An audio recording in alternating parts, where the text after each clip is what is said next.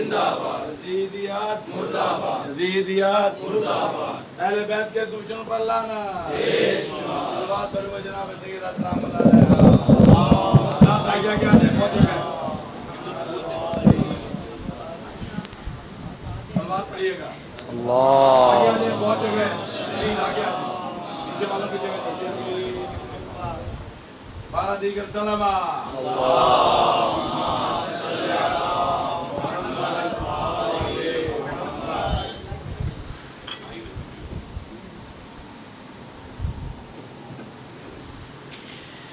فاتحہ بسم اللہ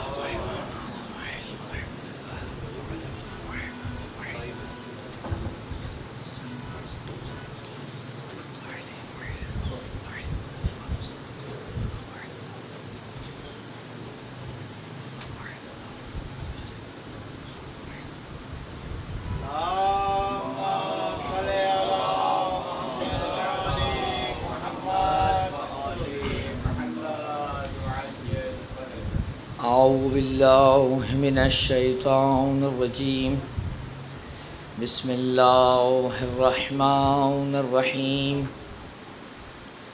الحمد للہ رب العالمین بارئ الخلائق اجمعین فاطر السماوات والارضین باعث الانبیاء والمرسلین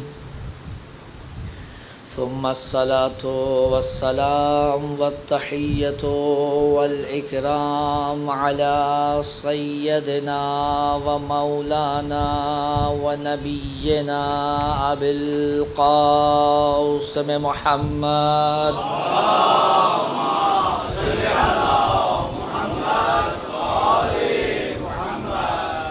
وعلى أهل البيت الطيبين الطاهرين المعصومين المظلومين المنتجبين المنتخبين ولعنة الله على أعدائهم أجمعين من الأولين والآخرين يا رب العالمين أما بعد فقد قال سبحانه وتعالى في محكم كتابه المجيد فأعوذ بالله من الشيطان الرجيم بسم الله الرحمن الرحيم قل هو الله أحد الله الصمد لم يلد ولم يولد ولم يكن له كفوا احد صلوات پڑھے محمد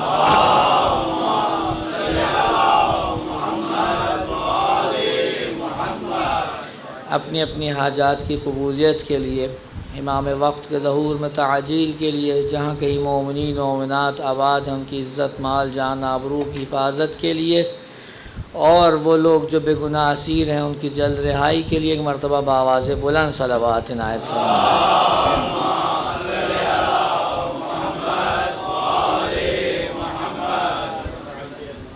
دار محترم سلسلہ گفتگو اپنی 9ویں اور آخری نشست میں داخل ہو چکا ہے اور خدا کے فضل و کرم سے جو موضوع زیر گفتگو رہا وہ توحید ہے۔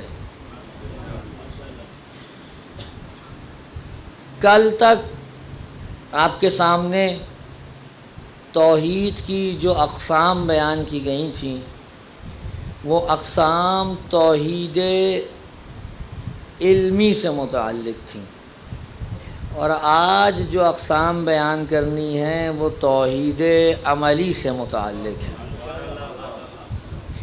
کل میں آپ کے سامنے جو بحث بیان کر چکا ہوں توحید افعالی کے ذیل میں اور توحید افعالی کی جو آگے اقسام تھیں، اس کے بعد اب جو مرحلہ ہے وہ توحید عملی کا ہے، یعنی کس طرح سے نظریے اور عقیدے میں پائی جانے والی توحید انسان کے عمل میں ظاہر ہوتی ہے۔ اگر نظریے اور عقیدے میں توحید موجود نہ ہو تو عمل میں اس کا اظہار نہیں ہو سکتا۔ لہٰذا پہلا مقام توحید علمی کا ہے اور دوسرا مقام توحید عملی کا ہے۔ صلوات بھیجیں محمد وآل محمد پر۔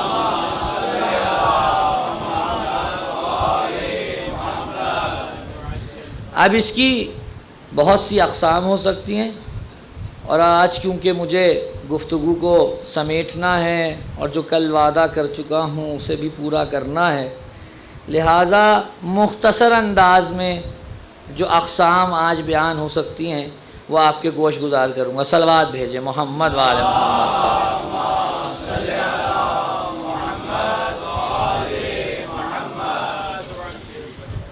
سب سے پہلا مرحلہ جو توحید عملی کا ہے وہ توحید در عبادت ہے۔ توجہ چاہتا ہوں، یعنی ایک شخص عبادت میں فقط اور فقط پروردگار عالم کو اپنے لیے مرکز و منبع قرار دے، یعنی اس کے سوا اور کسی کی عبادت جائز نہیں ہے۔ اسی وجہ سے قرآن مجید فرقان حمید کے اندر ارشاد ہوتا ہے کہ یا ایھا الناس اعبدوا ربکم الذی خلقکم۔ توجہ، اے انسانوں، توجہ، یہاں مسلمانوں کو مخاطب نہیں کیا گیا۔ کہا اے انسانوں، کیوں؟ آگے اس کی دلیل ہے۔ کہا اے انسانوں اپنے رب کی عبادت کرو۔ کیوں؟ کیونکہ اس رب نے تمہیں خلق کیا ہے۔ سب کو کس نے خلق کیا ہے؟ خالق حقیقی، خالق مطلق، خالق بالذات و مستقل کون ہے؟ پروردگار عالم کی ذات ہے۔ کہا اے انسانوں، تمام انسانوں کو مخاطب کر کے کہہ رہا خدا اپنے رب کی عبادت کرو، اپنے رب کی عبادت کرو۔ کیوں؟ کیونکہ اس نے تمہیں خلق کیا ہے۔ الذی خلقکم، جس نے تمہیں خلق کیا ہے۔ معلوم ہوا یہ آیت ہمیں سمجھا رہی ہے کہ عبادت اسی کی ہوگی جس نے خلق کیا ہے۔ عبادت اس کی ہوگی جس نے خلق کیا ہے۔ اب یہاں رکیے، توجہ چاہتا ہوں۔ کوئی کہے جی عبادت کا مفہوم کیا ہے، اصل معنی عبادت کیا ہے؟ آپ کوئی کہے جناب علی نماز، کوئی کہے جی روزہ، کوئی کہے جی حج، کوئی کہے جناب علی مالی عبادت زکوٰۃ و خمس۔ یہ مصادیق عبادت ہیں، مفہوم عبادت نہیں ہے۔ یہ عبادت کے مفاہیم ہیں، یہ مفاہیم، یہ مصادیق ہیں۔ مفاہیم عبادت کیا ہے؟ توجہ چاہتا ہوں۔ کسی ذات کے سامنے خشوع و خضوع کا اظہار کرنا یہ سوچتے ہوئے کہ یہ میرا خالق بھی ہے اور میرا رب بھی ہے، یہ ہے کیا جی؟ عبادت۔ اب اگر یہ معاملہ نماز میں آ جائے تو نماز عبادت ہے، یہ معاملہ روزے میں آ جائے تو روزہ عبادت ہے، یہ معاملہ حج میں آ جائے تو حج عبادت ہے۔ یعنی ایک ذات جسے اپنا خالق و رب مانا جاتا ہو، اس کے سامنے خضوع و خشوع کا اظہار کرنا رب و خالق مانتے ہوئے، اس کو کہتے ہیں کیا؟ عبادت۔ اور یہ فقط اور فقط منحصر ہے اس خالق اور رب میں جو بالذات خالق ہے، جو اپنی ذات میں مستقلاً خالق ہے، منحصر ہے اس کی ذات میں۔ لیکن یہاں ایک جملہ کہہ کے آگے بڑھنا چاہتا ہوں۔ ابھی میں نے کہا عبادت کا مفہوم یہ ہے کہ جو بھی خضوع و خشوع کرے کسی دوسرے کے سامنے۔ کیا ہر خضوع و خشوع عبادت ہے؟ توجہ، کیا ہر خضوع و خشوع عبادت ہے؟ کہا نہیں، ہر خضوع و خشوع عبادت نہیں ہے، فقط وہ خضوع و خشوع عبادت ہے جس میں سوچا یہ جائے کہ سامنے والا خالق اور رب ہو، فقط وہ خضوع و خشوع عبادت ہے، اور اس کے علاوہ جتنے بھی خضوع و خشوع ہیں وہ عبادت نہیں ہے۔ لہٰذا اگر کوئی شخص یہ دیکھے کہ ایک مومن جو خدا کو خالق حقیقی، رب حقیقی اور اس کی ربوبیت کا اپنے پورے وجود سے اقرار کرتا ہو، اظہار کرتا ہو، وہ جا کر رسول اللہ کے حرم کے سامنے خضوع و خشوع کر رہا ہو، وہ جا کر امام حسین کے حرم میں ان کا احترام کر رہا ہو، تو اس کا یہ مطلب نہیں ہے کہ وہ ان کی عبادت کر رہا ہے۔ عبادت کے لیے ضروری ہے کہ اسے خالق مانے، اسے رب مانے۔ ہم نے انہیں ہمیشہ اس رب کا بندہ مانا ہے، اس خالق کی مخلوق مانا ہے، اور ان کا احترام اس لیے کرتے ہیں کیونکہ خدا نے حکم دیا ہے یہ میرے وہ بندے ہیں جو لائق احترام ہیں۔ لہذا ہر خضوع و خشوع عبادت نہیں ہے، یہ اس کی بنائی ہوئی سرحدیں ہیں کہ جب تک رب اور خالق مان کر اس کے سامنے نہیں جھکا جائے گا شرک نہیں ہو سکتا۔ لہذا اگر کوئی یہ سمجھتا ہے خدا نخواستہ کہ رسول اللہ کے حرم میں اگر کوئی جائے، یا امام حسین کے حرم میں کوئی جائے، یا علی مرتضیٰ علیہ السلام کے حرم میں کوئی جائے، ان کا احترام کرے، توجہ چاہتا ہوں، وہ خضوع و خشوع احترام کی غرض سے ہو، یہ اصل میں سرے سے عبادت ہے ہی نہیں، کیونکہ عبادت کے لیے جتنا نصاب چاہیے وہ یہاں نہیں پایا جاتا۔ عبادت کے لیے جتنی چیز ضروری ہے وہ یہاں نہیں پائی جاتی۔ توجہ چاہتا ہوں، اب یہاں ایک اور جملہ کہتا چلوں، جب عبادت ہے تو اقسام عابدین ہیں، ہر عبادت کرنے والا ایک سی قسم نہیں رکھتا، ایک سا درجہ نہیں رکھتا۔ میں نے علی سے کہا یا علی آپ ہی بتا دیں عابدوں کی کتنی اقسام ہیں، تو میرا مولا گویا ہوا، نہ میں اس کی عبادت جنت کی لالچ میں کرتا ہوں، نہ میں اس کی عبادت جہنم کے خوف سے کرتا ہوں، بلکہ علی اس کی عبادت اس لیے کرتا ہے کیونکہ علی نے اسے لائق عبادت سمجھا ہے۔ معلوم ہوا عابدین کی تین قسمیں ہیں، ایک وہ ہیں جو ڈر کے عبادت کرتے ہیں، ایک وہ ہیں جو لالچ میں عبادت کرتے ہیں، اور ایک وہ ہیں جو عاشق حقیقی بن کے عبادت کرتے ہیں۔ محمد و آل محمد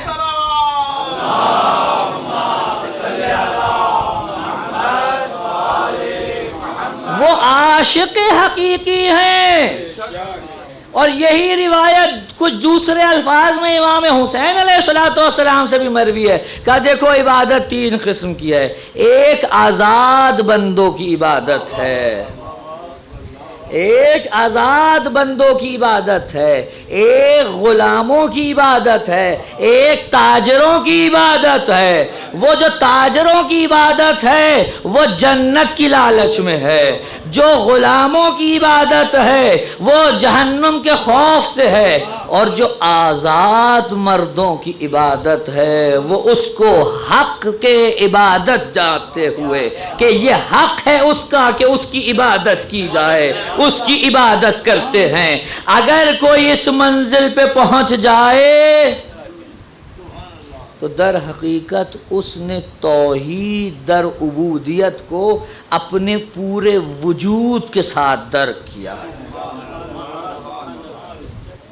یہ میں اور آپ ہیں جسے نماز پڑھوانے کے لیے بھی رسول اللہ کو یہ کہنا پڑتا ہے کہ اگر نہیں پڑھو گے تو یہ ہوگا اور اگر پڑھو گے تو یہ ملے گا۔ علی جیسے موحدین کو بتانا نہیں پڑتا، ان کو اس سے کوئی غرض نہیں کیا ملے گا کیا نہیں ملے گا. ارے وہ کتنے ہی کمتر درجے پہ ہوں گے جو اللہ کی عبادت بھی کر رہے ہوں تو کسی اور شے کے لیے. عبادت تو وہ ہے جس عبادت میں خود خدا کو حاصل کیا جائے. جب ایک طرف اللہ ہو اور دوسری طرف دوسری چیزیں تو اللہ تو بہرحال ہر شے سے بڑھ کے ہے. اعلیٰ کو چھوڑ کے جو ادنا کی طرف جائے گا اس کی عبادت ظاہراً جیسی بھی ہو لیکن اس مرتبے پہ نہیں ہے جس کو امام الموحدین علی ابن ابی طالب علیہ السلام بیان کر رہا ہے. صلوات پڑھنا.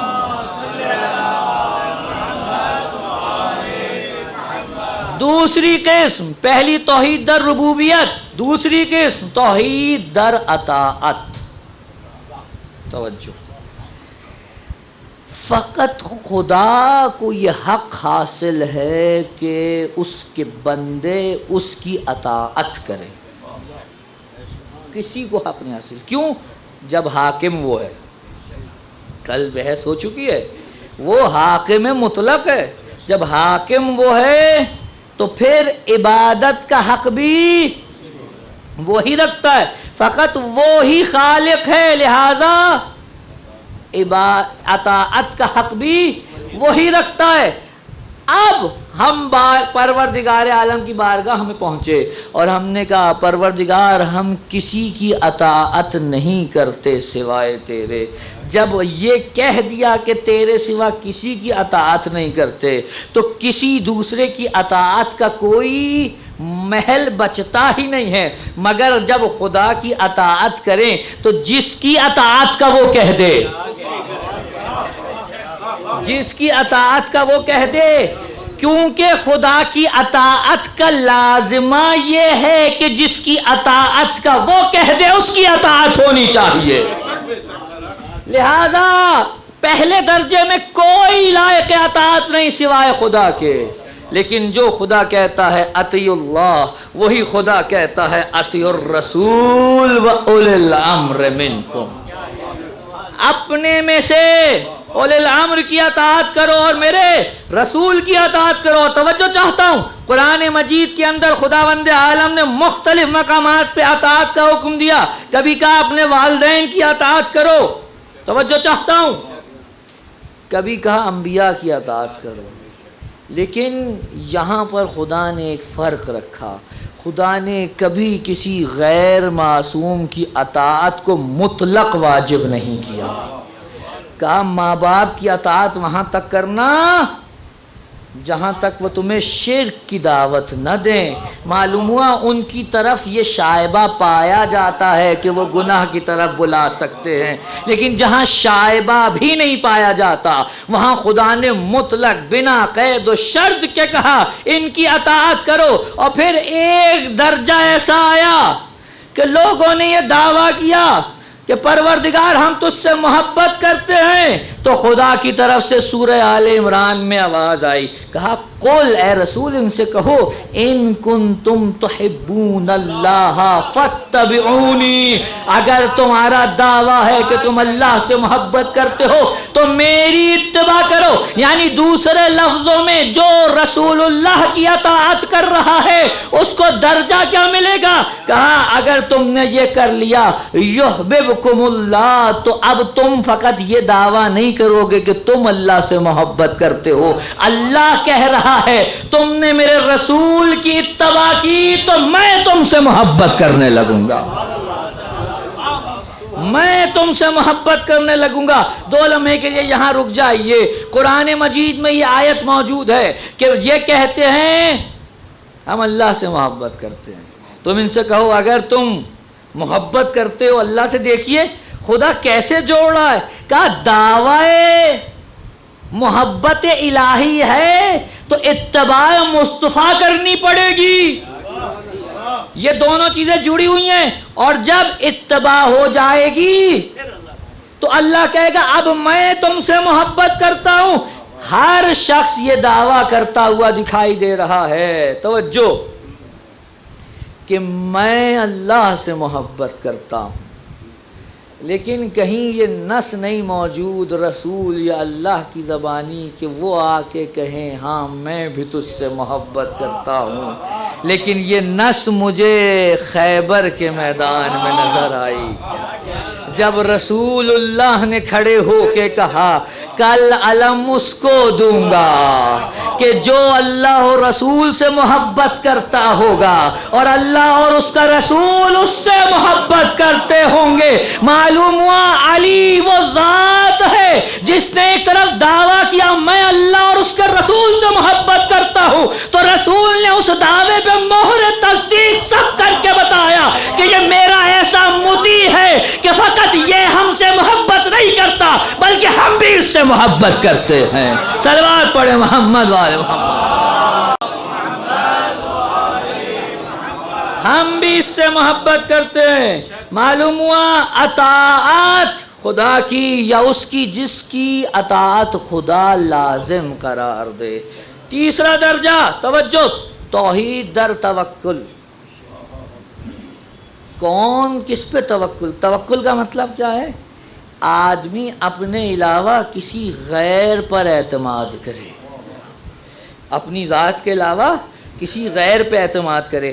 اب یہ بندہ جس پر بھی جا کے اعتماد کرے گا اگر وہ واجب الوجود نہیں تو ممکن الوجود ہے، ایسے ہی ہے، اگر واجب نہیں تو ممکن ہے، اور اگر ممکن ہے تو ممکن تو خود اپنی ذات میں اپنے اوپر توکل نہیں کر سکتا، وہ تو کسی دوسرے کی ذات پہ توکل کرے گا۔ معلوم ہوا توکل صرف اور صرف اللہ کی ذات پر،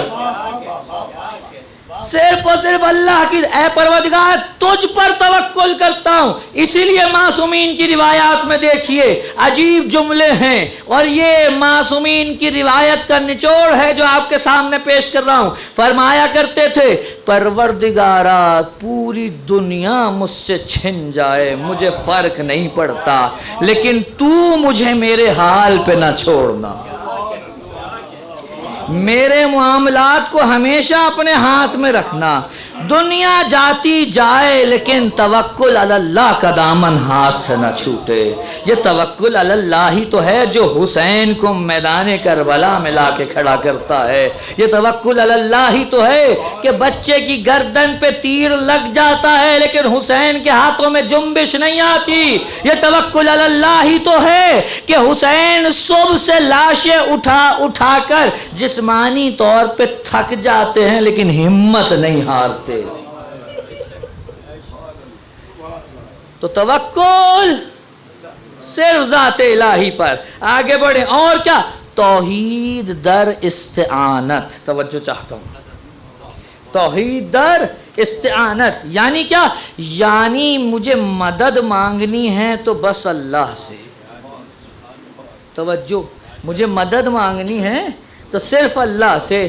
میں تو ہر نماز میں کئی مرتبہ کہتا ہوں ایاک نعبد و ایاک نستعین، اے خدا تجھ ہی سے مدد چاہتا ہوں، تیری عبادت کرتا ہوں، تجھ ہی سے مدد چاہتا ہوں۔ معلوم ہوا تمام امداد خدا کی طرف سے، توجہ چاہتا ہوں، لیکن ہو سکتا ہے یہاں پہ آ کے کوئی کہے جناب جب آپ ساری مدد خدا سے مانگتے ہیں وَإِيَّاكَ نَسْتَعِينَ کہتے ہیں تو پھر یہ علی کو پکارنا کیا ہے، پھر یہ محمد صلی اللہ علیہ وآلہ وسلم کو پکارنا کیا ہے؟ یہ کیا ماجرا ہے؟ یہ کیا تناقض ہے؟ جناب یہ تناقض نہیں ہے، ہم نے کبھی علی کو یا رسول اللہ صلی اللہ علیہ وآلہ وسلم کو پکارتے ہوئے یہ نہیں کہا کہ یہ اپنی ذات میں مستقل ہیں، ہم نے ہمیشہ کہا یہ وہ ہستیاں ہیں جن پہ خدا کا فیض ہے، یہ فیض الہی کو ہم تک منتقل کرتے ہیں۔ مثال دیتا ہوں، توجہ چاہتا ہوں، حضرت عیسیٰ کے بارے میں قرآن کیا کہتا ہے؟ سورہ آل عمران میں کہتا ہے عیسیٰ کو خدا نے اپنے اذن سے یہ قوت دی کہ وہ بیماروں کو شفا دیتے تھے، اندھوں کو آنکھیں دیتے تھے، مادرزاد کوڑیوں کو شفا دیتے تھے۔ توجہ ہے نا حضرات کی؟ یہ کس نے دیا عیسیٰ کو؟ خدا نے، اور وہ ہر کام کے بعد کیا کہہ رہے ہیں؟ بِإِذْنِ اللَّہ، میں اللہ کے اذن سے یہ کرتا ہوں۔ مردہ تک جلا دیتے ہیں اور کیا کہتے ہیں؟ میں اللہ کے اذن سے کرتا ہوں، توجہ چاہتا ہوں۔ یہ سارے معاملے ہمارے سامنے ہیں۔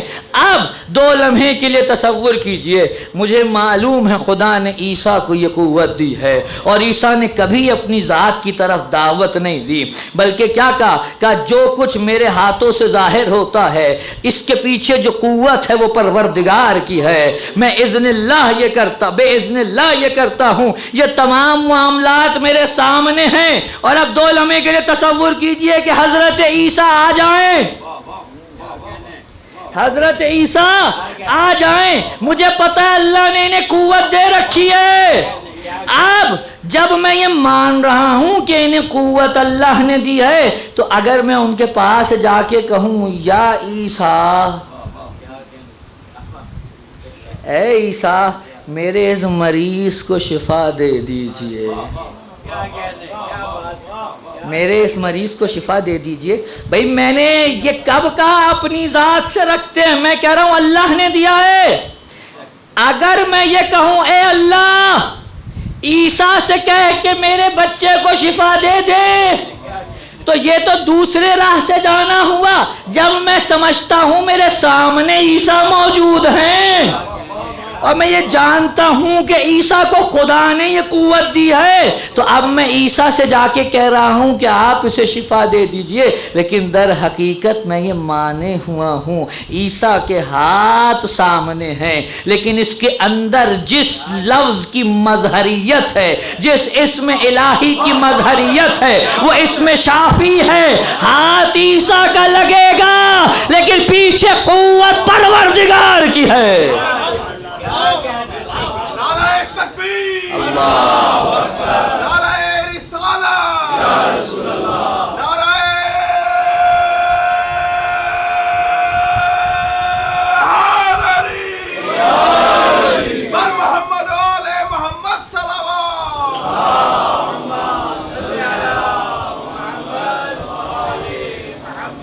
ہاتھ عیسیٰ کا ہے لیکن قوت پروردگار کی ہے۔ جبھی تو علی نے باب خیبر اکھاڑنے کے فوراً بعد کہا تھا، علی نے باب خیبر اکھاڑا، دنیا پریشان، جو دروازہ 40 لوگ بند کرتے کھولتے ہیں علی نے اسے ایک ہاتھ سے اکھاڑ لیا۔ کتنا بہترین موقع تھا علی کے لیے اپنی ذات پہ فخر کرنے کا۔ دیکھا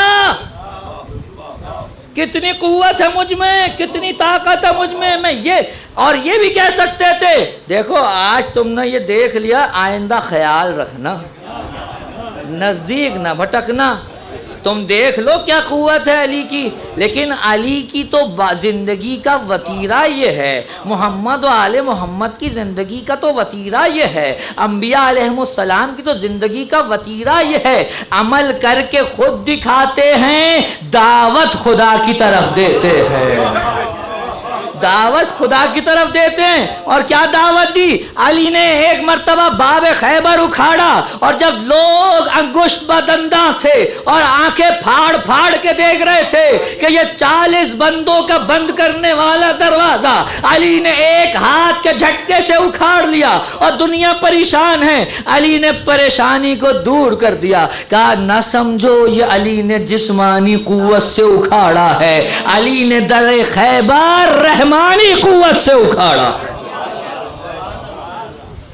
لہذا جب ہم کہتے ہیں کہ ان کے پاس قوت ہے، اس کا یہ قطعی مطلب نہیں ہے۔ توحید در استعانت یعنی کیا؟ دنیا کے تمام امور دست الہی میں ہے، وہ ہر شے پر قادر ہے، ہر چیز اس کے تسلط میں ہے۔ جب تسلط میں اس کے ہے تو مانگنا بھی اس سے ہے، لیکن اس نے سبب اور مسببات قائم کیا ہے، کہ یہ میری مدد تمہیں اس سبب سے پہنچے گی۔ اب اس سے فرق نہیں پڑتا کہ وہ سبب ظاہر میں دکھائی دے رہا ہو یا نہ دے رہا ہو، اس سے فرق نہیں پڑتا کہ سامنے کوئی زندہ شخص ہو یا کوئی ڈاکٹر ہو اور میں اس سے جا کے کہوں قبلہ مجھے یہ بیماری ہو گئی، دوا دے کر میری شفا کا بندوبست کیجئے، یا یہ کہ میں کہوں خدا نے اپنے ایک بندے کو یہ قوت دی ہے۔ بھائی بات شفا کی ہے، خدا نے اس کو یہ قوت دے رکھی ہے، جو اس نے چھوٹی سی گولی میں رکھی ہے وہ اس نے اپنے بندے کے ہاتھ میں بھی رکھی ہے، بلکہ اس سے کہیں زیادہ رکھی ہے۔ اگر ایک بے جان گولی کسی کو شفا دے سکتی ہے تو جو پروردگار کا ولی کامل ہو۔ نہیں، میں آگے بڑھ کے کہتا ہوں، قرآن کہتا ہے کہ اگر، توجہ، قرآن کے جملے ہیں، قرآن کہتا ہے اگر کسی شے کے ذریعے سے پہاڑ چلائے جا سکتے ہیں تو وہ یہی قرآن ہے۔ اس قرآن کے ذریعے سے پہاڑوں کو چلایا جا سکتا ہے۔ ارے بھائی یہ کون چلائے گا؟ جس کے پاس یہ قرآن ہوگا وہی تو چلائے گا۔ قرآن ہے وراثت، محمد و آل محمد ہے وارث۔ جب وراثت میں اتنی قوت ہے تو جو وراثت کی قوت ہے اگر وہ وارث کے پاس نہ ہو تو وہ اس کا وارث نہیں بن سکتا۔ صلوات پڑھے محمد و آل محمد پر۔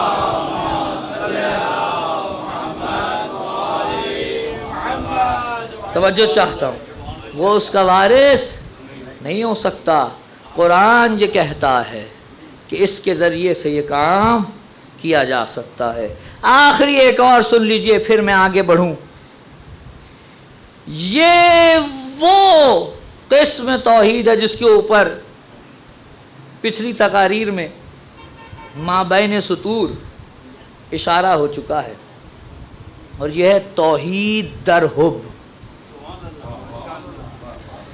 توحید در حب یعنی کیا؟ یعنی محبت کے اگر کوئی لائق ہے تو بس وہ ہے۔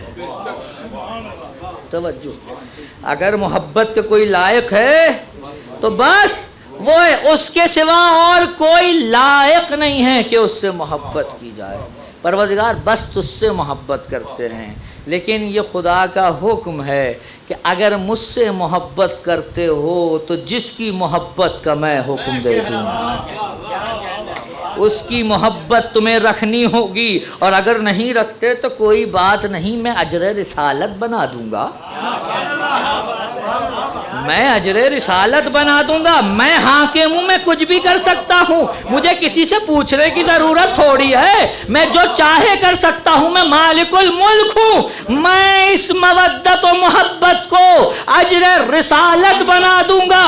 اب جس کی محبت میں تم سے مانگ رہا ہوں اس کی محبت تمہیں دینا ہوگی۔ عجیب حدیث قدسی کے جملے ہیں، کہا اگر کوئی میرے کسی محب کے ساتھ جنگ کرتا ہے تو وہ ایسا ہے جیسے اس نے میرے ساتھ جنگ کی۔ پروردگار میں تو تیری محبت میں تیری راہ میں نکلا تھا، میں تو تیری محبت میں تجھ تک پہنچا تھا، کیا اتنا سا اصول سمجھ میں نہیں آتا؟ محب کا محب بھی محب ہوتا ہے، محب کا محب محب ہوتا ہے، اور جو محب کا دشمن ہو وہ دشمن ہوتا ہے۔ اسی لیے اہل بیت نے کہا اگر ہم سے محبت کرتے ہو ہمارے لیے نہ کرنا، ہم سے محبت بھی ہمارے لیے نہ کرنا، ہمارے دشمن سے بغض بھی ہمارے لیے نہ رکھنا، کیونکہ اگر تم ہمارے لیے رکھو گے تو اس میں یہ عنصر آ سکتا ہے کہ تم ہماری ذات کو مرکز بنانا چاہتے ہو۔ نہیں، ہم اپنی ذات کو مرکز نہیں بنا رہے، ہم سے بھی محبت کرنی ہے تو اللہ کے لیے کرو، ہمارے دشمن سے بھی بغض رکھنا ہے تو اللہ کے لیے رکھو، ہمارے دشمن سے بغض رکھنا ہے تو اللہ کے لیے، ہمارے دوست سے دوستی رکھنی ہے۔ توجہ، شیخ صدوق علیہ رحمہ خصال کے اندر ایک طویل حدیث نقل کرتے ہیں۔ توجہ دیکھیے کیا مقام ہے ہمارے ائمہ کا۔ امام باقر یا امام صادق علیہ السلام میں سے کسی ایک سے روایت ہے، فرماتے ہیں کہا تم رسول اللہ اور ان کے اہل بیت کی بات کرتے ہو کہ ان سے محبت رکھی جائے؟ اللہ اکبر، جملہ سنیے امام کا، کہا وہ جو رسول کے سچے صحابی تھے ان سے بھی محبت رکھنا واجب ہے۔ توجہ چاہتا ہوں، جو رسول کے سچے صحابی تھے ان سے محبت رکھنا بھی واجب ہے۔ اور پھر نام گنوانا شروع کیے، کہا یہ دیکھو سلمان، یہ دیکھو ابو ذر، یہ دیکھو مقداد، یہ دیکھو عمار، یہ دیکھو، ایک ایک کر کے نام گنوانا شروع کیے۔ توجہ، معلوم ہوا یہ حب اور بغض کا جو مرکز ہے وہ ذات الہی ہے، اور اسی کو توحید کہتے ہیں، حبی، توحید حبی، یعنی مرکز محبت، مرکز ولا و بغض کون ہے؟ پروردگار ہے۔ اور اب دیکھیے کتنا عجیب نتیجہ نکلے گا، کتنا عجیب نتیجہ نکلے گا۔ اگر مرکز خدا ہوگا تو نتیجہ یہ ہوگا کہ اگر کوئی شخص علی کی رکاب میں آ کر علی کے دشمن سے لڑ رہا ہوگا تو در حقیقت وہ علی کے دشمن سے نہیں لڑ رہا، وہ اللہ کے دشمن سے لڑ رہا ہے۔ اور اگر کوئی آ کر کسی علی کے دوست کے ساتھ کھڑا ہو رہا ہے تو وہ علی کے دوست کے ساتھ نہیں، وہ اللہ کے دوست کے ساتھ کھڑا ہو رہا ہے، کیونکہ ہم نے پہلے طے کر لیا ہے محبت کرنی ہے تو صرف اللہ کے لیے، بغض رکھنا ہے تو صرف اللہ کے لیے۔ اسی لیے روایات میں اگر کوئی شخص تمہارا کتنا ہی بڑا گنہگار کیوں نہ ہو تو اس سے بھی نفرت اس لیے نہیں کرنی کہ وہ تمہارا گنہگار ہے۔ اس سے دنیا آ کے ہم سے اگر پوچھے کہ ہم یزید کو کیوں نہیں مانتے، دنیا ہم سے آ کے پوچھے کہ ہم یزید جیسوں کو کیوں نہیں مانتے، تو ہم سیدھی سی بات کہتے ہیں بھائی ہمارا یزید کی ذات سے کوئی جھگڑا نہیں ہے، ہم نے یزید سے بغض اللہ کے لیے اختیار کیا، ہم نے حسین سے محبت اللہ کے لیے اختیار کی ہے، کیونکہ حسین اللہ کے ولی ہیں اور یزید اللہ کے ولی کا دشمن و قاتل ہے۔ صلوات پڑھے محمد وعلی محمد۔ توجہ ہے نا حضرات کی؟ اب یہ گفتگو یہاں میں روک رہا ہوں کیونکہ دامن وقت میں گنجائش نہیں ہے، مجھے آگے بڑھنا ہے۔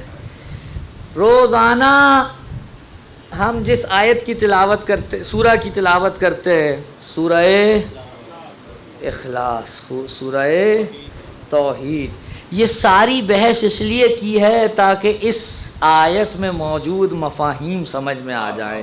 اب جو پہلے دن سے آج تک یہاں بیٹھا ہوا ہے اس کو یہ ساری بات بڑے صاف انداز میں سمجھ آنا شروع ہو جائے گی۔ خدا نے کیا کہا؟ بسم اللہ الرحمن الرحیم، قل ہو واللہ احد، کہو وہ اللہ احد ہے۔ آپ کی اردو کا مسئلہ ہے، وہ واحد کا ترجمہ بھی ایک کرتی ہے، وہ احد کا ترجمہ بھی ایک کرتی ہے، یہ آپ کی اردو کا مسئلہ ہے، جبکہ میں نے یہاں ترجمہ اردو کا کیا ہی نہیں ہے۔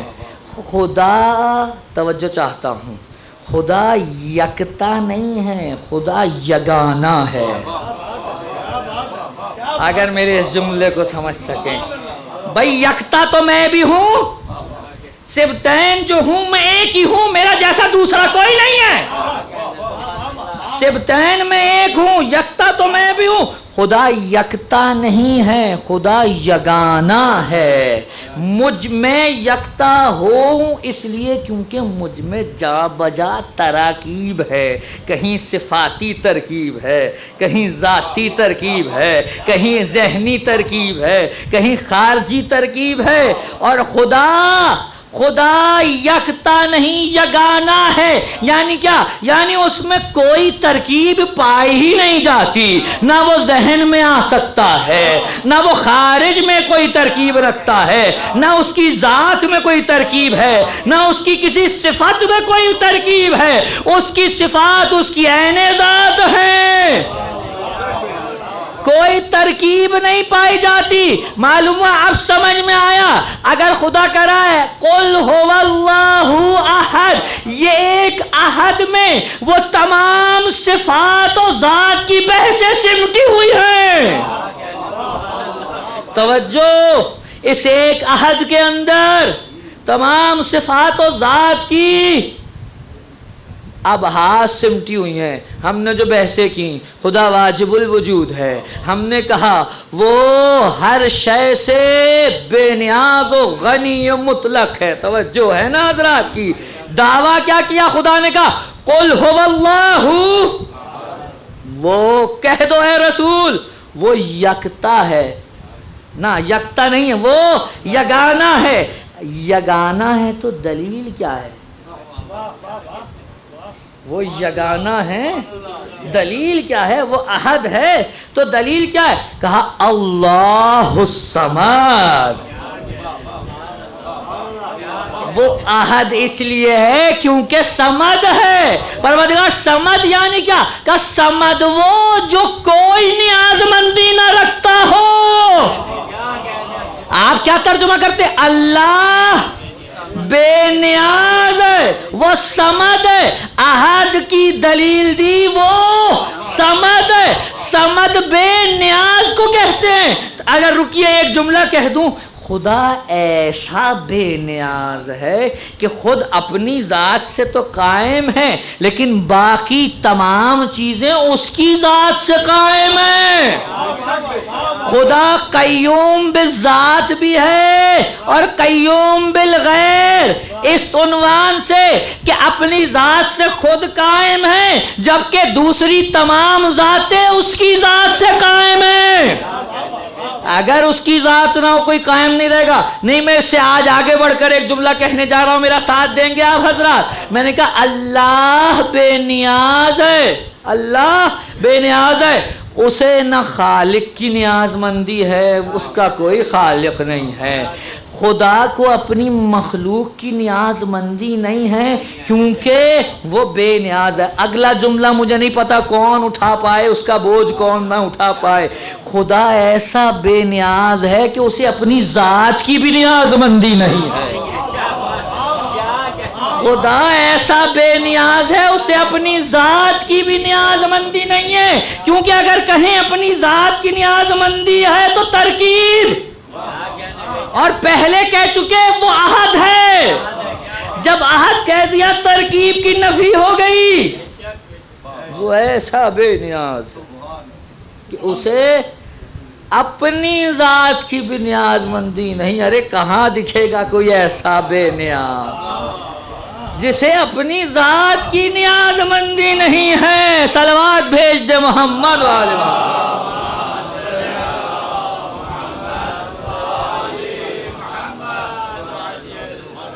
بحق محمد وآل محمد بلندتر صلوات۔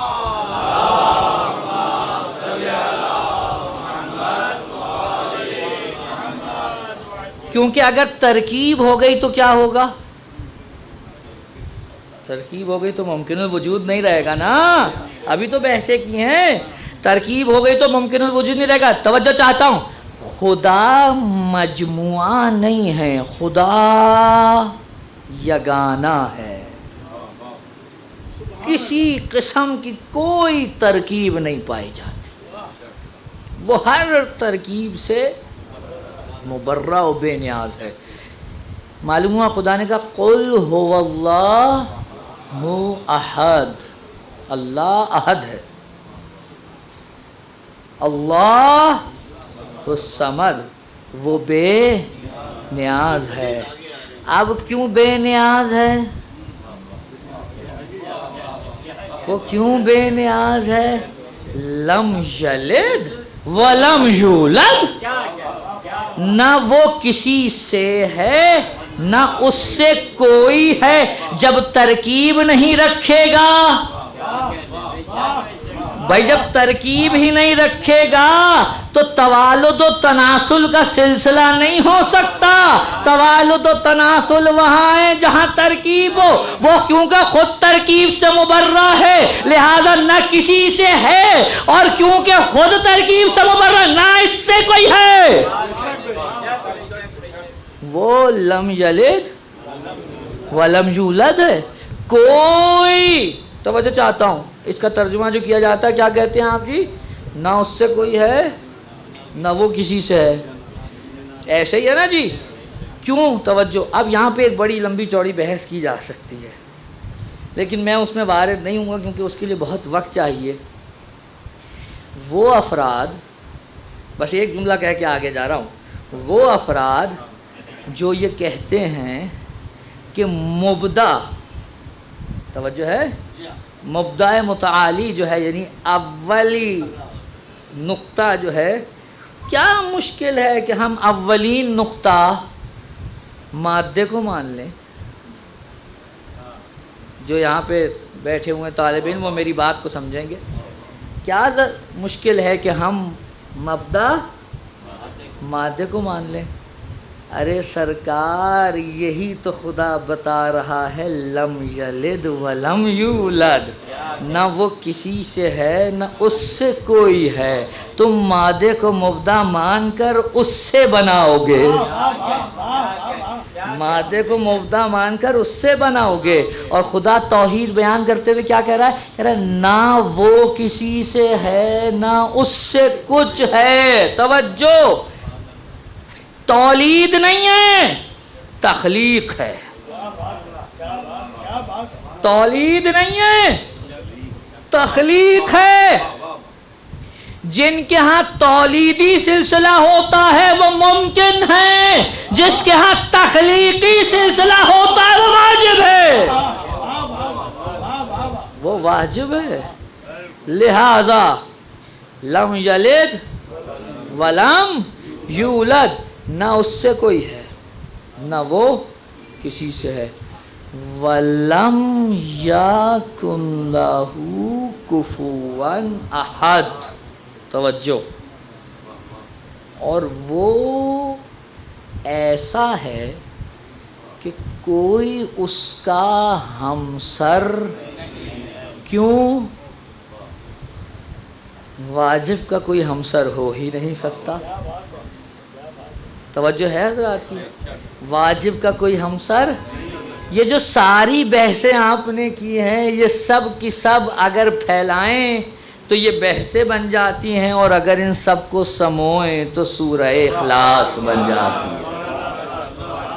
صلوات بھیجیں محمد۔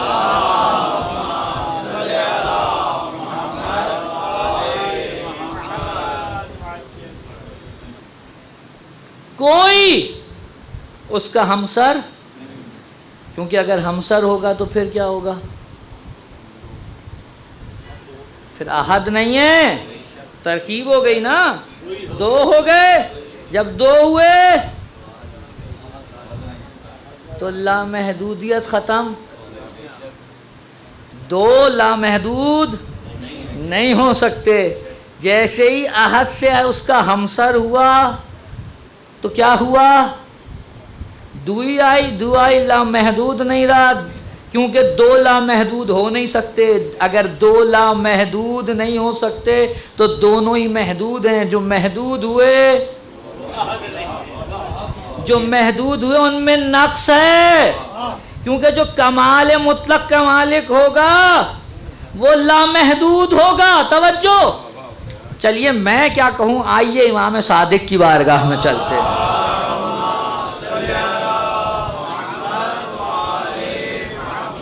ایک زندیق آیا میرے مولا کے پاس، آ کے بحث کرنا شروع کر دی، کہا کیا فرق پڑتا ہے؟ کہ دو ہو جائیں؟ کیا فرق پڑتا ہے؟ توجہ، کہ دو ہو جائیں۔ میرے مولا نے کہا اچھا ٹھیک ہے، تیری بات 2 منٹ کے لیے میں مانتا ہوں۔ اگر 2 ہوں گے تو 3 ہی صورتیں ہیں، یا تو دونوں قوی ہوں گے، یا دونوں ہی قوی نہیں ہوں گے، یا ایک قوی ہوگا اور ایک قوی نہیں ہوگا۔ اب میرے مولا نے کہا اگر دونوں ہی قوی نہیں ہیں تو ایسوں کو تو چھوڑ دے، یہ دونوں ہی خدا نہیں ہو سکتے۔ اگر دونوں ہی قوی نہیں ہیں تو یہ تو ویسے ہی خارج، اس پہ امام نے بحث ہی نہیں کی۔ کہا رہ گئی 2 باتیں، یا دونوں قوی ہیں یا ایک قوی اور ایک کمزور۔ کہا اگر دونوں قوی ہیں تو کیا وجہ ہے کہ دونوں قوی ہونے کے باوجود بھی ایک دوسرے سے لڑتے نہیں ہیں؟ کیونکہ قوی کا جو قوی ہو اس کی قوت متقاضی ہے اس بات کی کہ وہ مقابل کو اپنے سے دفع کرے، اور خدا اگر 2 ہیں اور دونوں قوی ہیں تو انہیں چاہیے کہ ان میں سے کوئی ایک دوسرے کو دفع کر دے، جبکہ ایسا نہیں ہو رہا، سارے سلسلے ایک سی طرح سے چلے جا رہے ہیں۔ اور کہا اگر ایک قوی ہے اور ایک کمزور ہے تو جو کمزور ہے وہ مخلوق ہے، جو قوی ہے وہی احد ہے۔ جو کمزور ہے وہ مخلوق ہے، جو قوی ہے وہی احد ہے۔ لہذا جس کا کوئی ہمسر نہیں، وہ کون؟ وہ واجب الوجود ہے، اس کی ہمسری کوئی کر ہی نہیں سکتا، اصل اس کے برابر کوئی آ ہی نہیں سکتا، عقل کے خلاف ہے، محال عقلی ہے۔ اور اگر اب بھی کوئی خدا کو کسی بھی معنی میں خدا کے سامنے کسی کو کوئی لے کے آئے، اصل میں وہ عقل کی کھلی خلاف ورزی کر رہا ہے، کھلی خلاف ورزی۔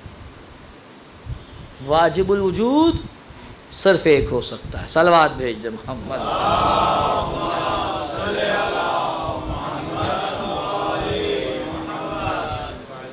جو خود بے نیاز ہے اس کا کوئی ہمسر نہیں، اور جو بے نیاز ہو اس کی ہمسری کوئی اور نہیں کر سکتا۔ اگر کوئی آ کے بے نیاز کی ہمسری کرنے لگے تو اس کو اس ہمسری کے لیے خود بے نیاز ہونا پڑے گا، جبکہ خدا کے سوا کوئی بے نیاز نہیں ہے۔ ایسا بے نیاز ہے وہ، میرے جملے کو ہمیشہ یاد رکھیے گا، وہ ایسا بے نیاز ہے کہ وہ اپنی ذات سے خود بے نیاز ہے، اسے اپنی ذات کی بھی احتیاج نہیں ہے، چاہ جائے کہ کسی دوسرے کی۔ ہر جگہ اس کا حکم چلتا ہے، وہ مالک الملک ہے، وہ مادے پہ بھی حاکم ہے، وہ ملکوت پہ بھی حاکم ہے، وہ جبروت پہ بھی حاکم ہے، ہر جگہ اسی کا حکم ہے۔ اور اب اس کے بعد میرا جی چاہتا ہے کہ میں اس چھوٹی سی آیت کی تلاوت کروں، افی اللہ شک، کیا اب بھی تمہیں خدا میں کوئی تردید ہے؟ کیا اب بھی تمہیں خدا کے وجود پہ کوئی تردید ہے؟ اصل میرا وجود اس بات کی دلیل ہے، خود میرا وجود اس بات کی دلیل ہے، اور ایک میرے مولا حسین کا وجود اس بات کی دلیل ہے۔ حسین دلیل وجود الہی ہے، حسین دلیل وجود الہی ہے۔ کوئی سوچ سکتا ہے کہ حسین جیسا شخص اس قدر اطمینان کے ساتھ اپنا سب کچھ کسی ایسی ذات پہ لوٹا دے جو ہو نا؟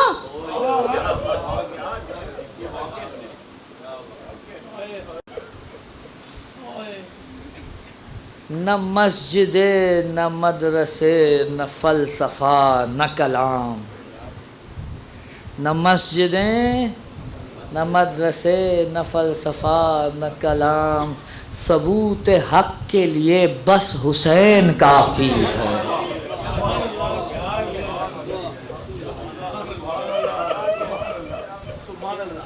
اصل حسین ذات پروردگار کی دلیل ہے۔ حسین جیسی ذات کو دیکھ کے یقین ہوتا ہے۔ حسین سجدے میں سر جھکاتا ہے تو معلوم ہوتا ہے حسین جیسے کا جو معبود ہو حق ہے اسے معبود ہونا۔ حسین جب ہاتھوں کو بلند کرتا ہے تو دل کہتا ہے جس کے سامنے حسین جھولی پھیلاتا ہے حق ہے اس کے سامنے ہاتھ پھیلانا۔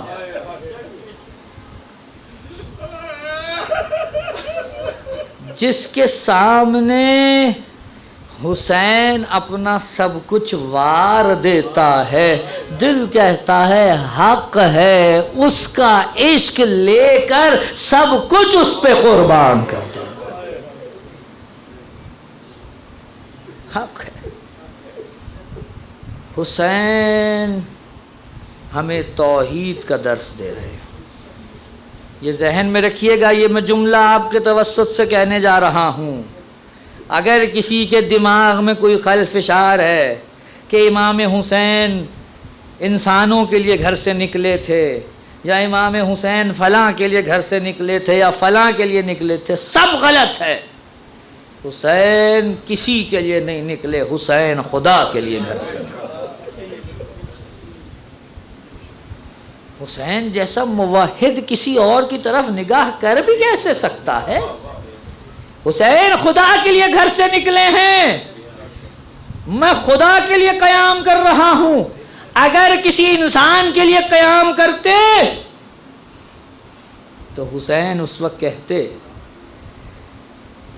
کہ اے فلاں شخص میں نے سب کچھ لٹا دیا، اب تو اپنا وعدہ پورا کر۔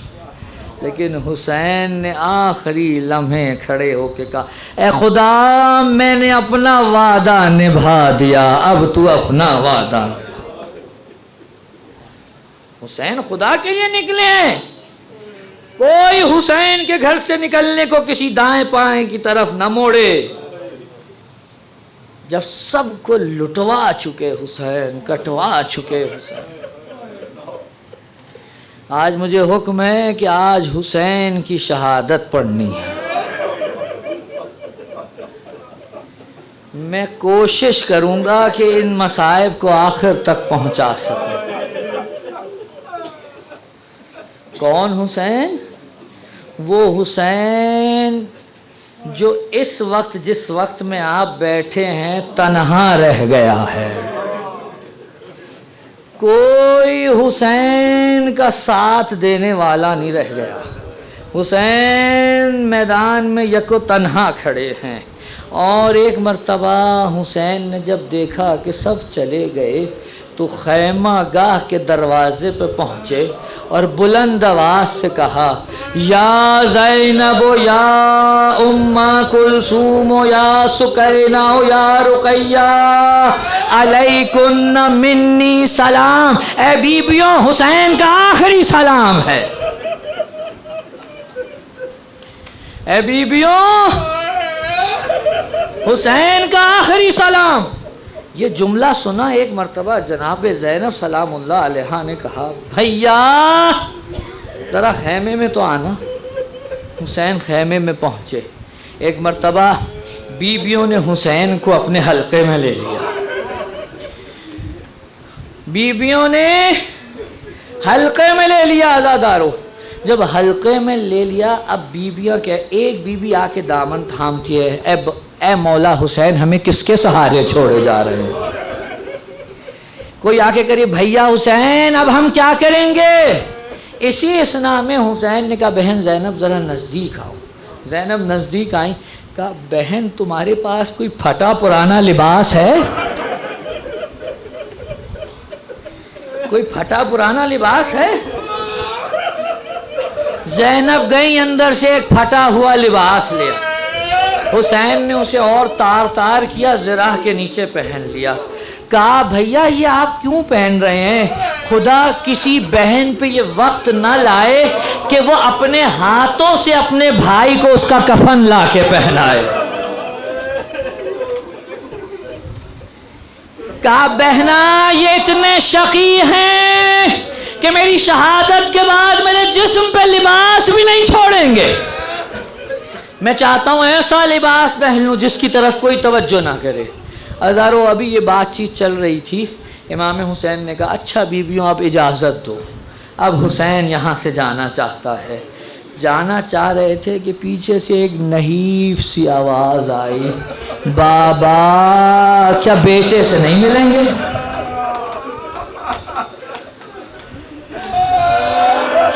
میرا مظلوم امام میرے بیمار امام کے پاس آیا, سینے سے لگایا. اور اب جملہ سن لیجئے, اگر اس جملے کو سمجھ جائیں حسین کی غربت پر رونے کو کافی ہے. ایک مرتبہ امام حسین کو دیکھا جگہ جگہ سے امام کے جسم زخمی ہے, خون لگا ہوا ہے جگہ جگہ. کہا بابا یہ میں کیا دیکھ رہا ہوں؟ آپ کے ساتھ جو آپ کے بیٹے آپ کے بھائی ہوتے تھے کہاں ہیں؟ اب پوچھنا شروع کیا, بابا علی اکبر کہاں ہیں؟ حسین خاموش ہے. بابا چچا عباس کہاں ہیں؟ حسین خاموش ہیں. کہ قاسم؟ حسین خاموش. جب 3-4 نام لے چکے تو امام حسین نے گلے سے لگایا اور ایک جملہ کہ بیٹا سجاد کب تک نام لیتا رہے گا؟ بس اتنا جان لے, مردوں میں یا تو بچا ہے یا میں بچا ہوں. یہ جملہ سنا. ایک مرتبہ سید سجاد اپنے زور پہ کھڑا ہونا چاہتے ہیں. امام سے کہا بابا مجھے اٹھائیے, پھوپھی اماں مجھے اٹھائیے. کہا بیٹا کیا کرنا چاہتے ہو؟ کہا بابا آپ حجت خدا ہیں, آپ یکو تنہا رہ گئے, سجاد آپ کی نصرت کے لیے اٹھے گا. زینب سجاد کو سنبھالو, دنیا حجت خدا سے خالی نہیں ہونی چاہیے. آئے سجاد کو تمام امور امامت تفویض کیے. امور امامت تفویض ہو گئے. دیکھیے حسین کیا توحید پرست ہے. توحید کا درس ایسے لمحے میں کوئی دے تو پتہ چلتا ہے کیا توحید پرست ہے. ایک مرتبہ جاتے جاتے واپس بیٹھے. کہا سجاد آگے جا رہے ہو, مراحل کٹھن آئیں گے, تمہیں بڑی بڑی مشکلوں سے گزرنا ہے. لو سجاد میں تمہیں ایک دعا تعلیم کرتا ہوں, جب بھی تم پہ مشکل آئے اپنے خدا کو پکارنا. کہا کہنا بحق یاسین و قرآن الحکیم و بحق طٰہٰ و قرآن العظیم. حسین نے دعا تعلیم کی. اور اب ایک مرتبہ مجھے نہیں معلوم کس طرح, لیکن حسین خیمہ گاہ سے باہر برآمد ہوئے. باہر نکلے, دیکھا راہوار کھڑا ہے مگر کوئی سوار کرانے والا نہیں ہے. تو ایک مرتبہ دائیں دیکھا, پھر بائیں دیکھا اور کہا اے میرے شیرو کہاں ہو, آؤ آقا کو سوار کرو. عباس آؤ آقا کو سوار کرو. علی اکبر تم جب گئے تھے تو میں نے سوار کرایا. ابھی یہ آواز سن رہی تھے, پردہ اٹھا خیمے کا. ایک بی بی برآمد ہوئی. کہ ماں جائے کوئی نہیں ہے تو زینب سوار کرائے گی. رکاب کو تھاما. کہ آئیے بنتے محمد کے بیٹے, اے زہرا کی نشانی آئیے آپ کو میں سوار کروں. حسین زین ذوالجناح پہ آ گئے, رخ کیا مقتل کی طرف. گھوڑے کو ایڑ لگائی, گھوڑا چلتا نہیں ہے, گھوڑا چل نہیں رہا. حسین خاموش زین پہ بیٹھے ہیں. ایک مرتبہ اس کو مخاطب کر کے کہنے لگے اے میرے رسب با وفا, میں جانتا ہوں تو صبح سے میرے ساتھ جاتا رہا ہے, تو بھی پیاسا ہے مجھے معلوم ہے, تو صبح سے لاشیں اٹھا اٹھا کے تھک گیا ہوگا جانتا ہوں. یہ آخری خدمت کر دے, مجھے لے جا کر میدان میں اتارا, اس کے بعد تو آزاد ہے. اس بے زبان نے اپنی بے زبانی میں کہا آقا ذرا سمو کی جانب دیکھیے. اب جو دیکھا ایک بچی سمو سے لپٹی ہے اور کہہ رہی ہے میرے بابا کے گھوڑے, بابا کو میدان میں نہ لے جا رہا, سب سے تو جسے لے کے گیا. अजरुकुम अल्लाह, अजरुकुम अल्लाह। खुदा आपको रोने रुलाने वालों में शुमार करे। आपको मालूम है आप इस वक्त इमाम सादिक की दुआ में शामिल हो चुके हैं। मेरे मौला ने हाथ उठाए थे बारगाह खुदा में, का परवरदिगारा उन सांसों पर रहम कर जो हमारे लिए गमगीन हो जाती हैं, उन आवाज़ों पर रहम कर जो हमारे गम में बुलंद होती हैं। अजरुकुम अल्लाह।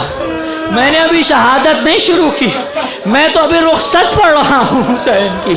हुसैन एक मर्तबा जुलजना की जीन से नीचे बच्ची को उठाया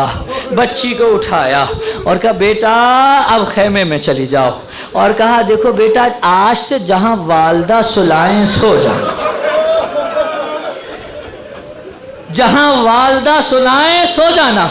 बच्ची ने कहा बाबा आपको तो पता है ना मुझे आपके सीने के बगैर नींद नहीं आती। कहा बेटी आज से अम्मा के सीने पे सोना है। कहा बाबा मैं वहाँ कैसे सो सकती हूँ, वहाँ तो मेरा भैया अली असगर सोता है। कहा बेटी आज से जगह बदल गई।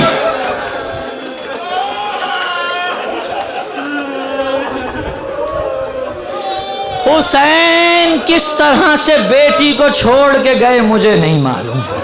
एक मर्तबा फिर जुलजना पे सवार हुसैन ने मक्तल का रुख किया। एक मर्तबा मैदान में पहुँचे, मुखातब करके कहा ए लश्कर आदा मुझे मेरा कसूर तो बता दो, मैंने किया क्या है?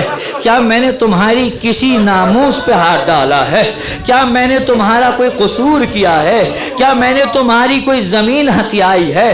क्या मैं तुम्हारी किसी चीज़ पे काबिज़ हूँ? कहा नहीं, तुम्हारा कसूर ये है तुम यजीद की बैअत नहीं करते। ये जुमला सुना एक मर्तबा हुसैन ने तलवार को बेनियाम किया और कहा अच्छा अगर यही कसूर है तो आओ हुसैन की तेग का सामना करो। और अब तलवार चलना शुरू हुई। हुसैन ने जो जंग की, रिवायत कहती है फौजें ऐसे दौड़ने लगी जैसे शेर नर के सामने भेड़े दौड़ती हैं। मैमना को मैसरा पे पलटा, मैसरा को कल्बे लश्कर पे पलटा, लश्कर दूर दौड़ गया। और जब वो आगे आगे दौड़ते थे तो हुसैन जानते हैं क्या कहते थे? हुसैन कहते थे अरे कहाँ दौड़ते हो, तुमने मेरा अब्बास मार दिया। अरे कहाँ जाते हो, तुमने मेरा अली अकबर मार दिया। लड़ते लड़ते एक मर्तबा नहर के किनारे पहुंचे, अब्बास की लाश पे निगाह पड़ी। कहा अब्बास उठो, 3 दिन के भूखे प्यासे की जंग दे।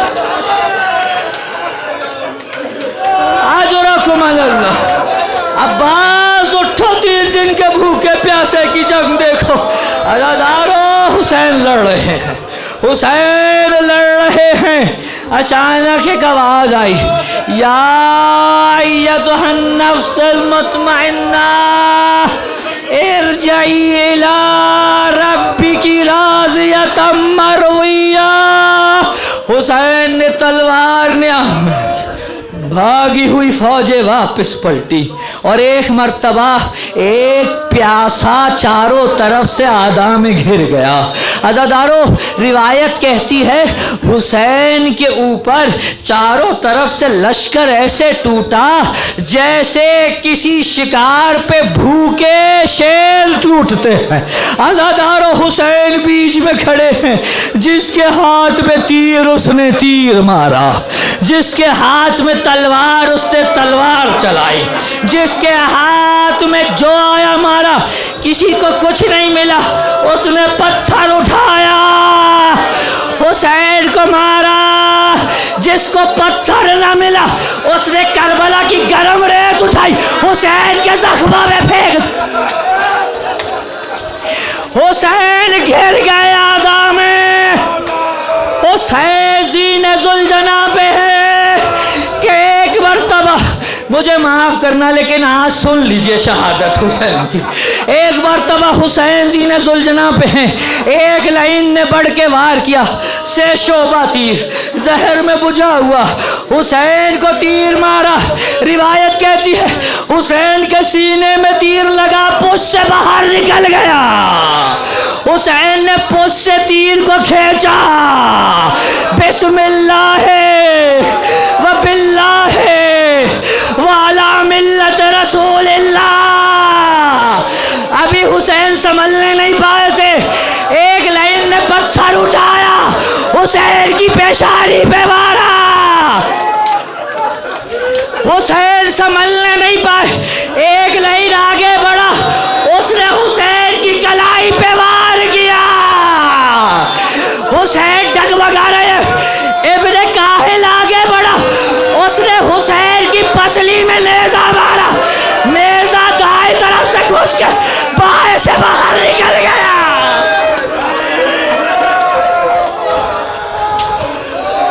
بائیں سے باہر نکل گیا، حسین زیر سے زمین پہ گرے،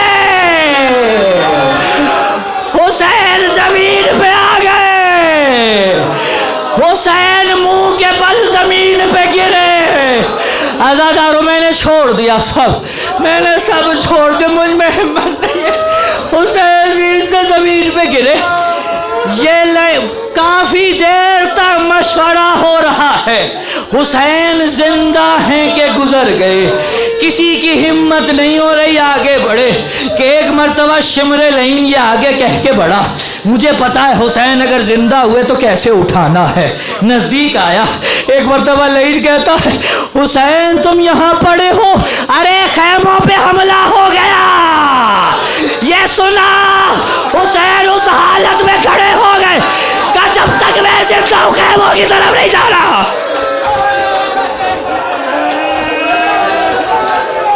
خیموں کی طرف نہیں جانا۔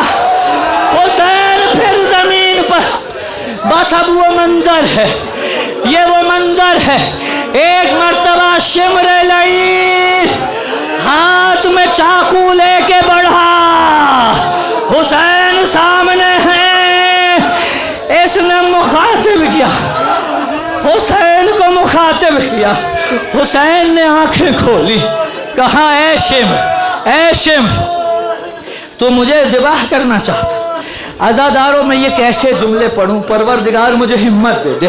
اس لعین نے جانتے کیا کیا، اس لعین نے اپنا نجس قدم بوسہ گاہ رسالت پہ رکھا، حسین کے سینے پہ سوار ہوا، حسین نے آنکھیں کھولی، شمر کو دیکھا اور ایک جملہ کہا اے شخص اپنے سینے سے کپڑا ہٹا دے، اپنی قمیض ہٹا۔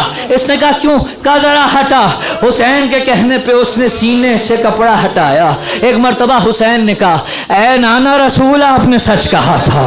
یہ جملہ سنا تو کہا کیا کہا تھا تیرے نانا نے؟ کہا میرے نانا نے کہا تھا جو شخص تجھے ذبح کرے گا اس کے سینے پہ خنزیر کے بال ہوں گے۔ یہ جملہ سنا ایک مرتبہ یہ تیش میں آ گیا، بس مجھے اجازت دے دیں، یہ تیش میں آ گیا۔